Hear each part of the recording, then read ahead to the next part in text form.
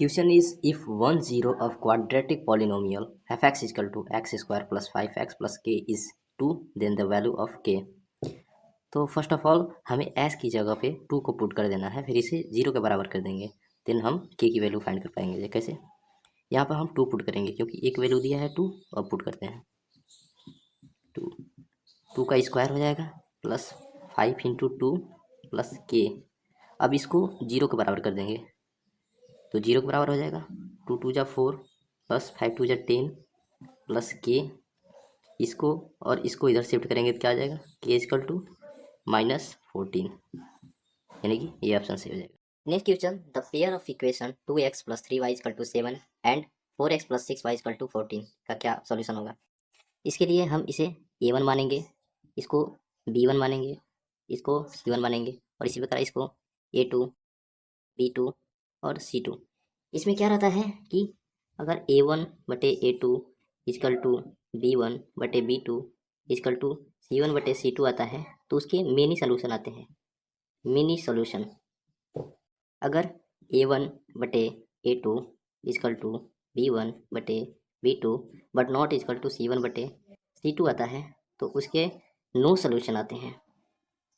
No solution अगर यही a1 बटे a2 इजकल टू b1 बटे b2 ये दोनों बराबर नहीं हो तो इसके यूनिक सोल्यूशन आते हैं। यूनिक सोल्यूशन तो इसका देखते हैं क्या आता है।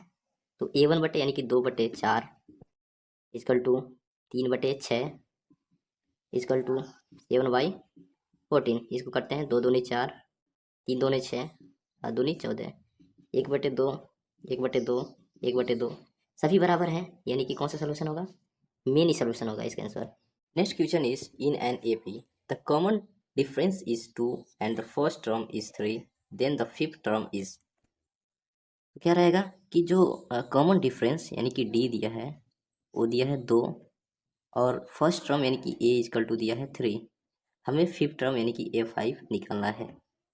सूत्र क्या होता है, किसी भी एन टर्म का निकालने का जो फॉर्मूला होता है N equal to A plus n minus 1 into D होता है। अगर इसी का अगर सम निकालते हैं एस एन तो n/2 2a plus n minus 1 into D ये फॉर्मूला होता है। लेकिन हमको फिफ्थ टर्म निकाला यानी इस फॉर्मूला को लगाएंगे तो a5 इजकल टू ए यानी कि 3 प्लस फिफ्थ टर्म है यानी कि n का मान कितना है 5, तो 5 माइनस 1 इंटू डी का मान 2 रख देंगे तो 3 प्लस 4 इंटू 2 3 प्लस 8 यानी कि 11 आ जाएगा, यानी कि बी ऑप्शन सही है। Next question is, the discriminant of equation x² - 4x + 4 equal to 0।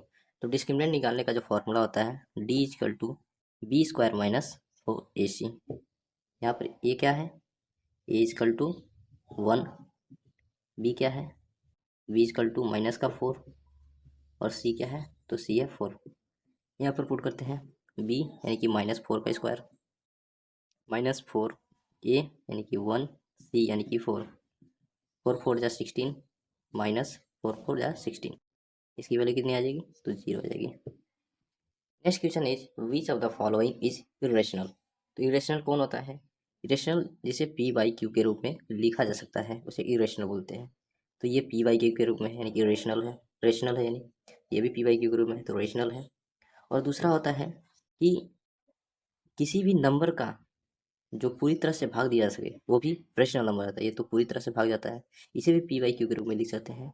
0.36 इसको हटाएंगे तो नीचे 100 आएगा, यानी कि 18/50 9/25 आ जाएगा, तो ये भी रेशनल नंबर है। ये एक इरेशनल नंबर होगा।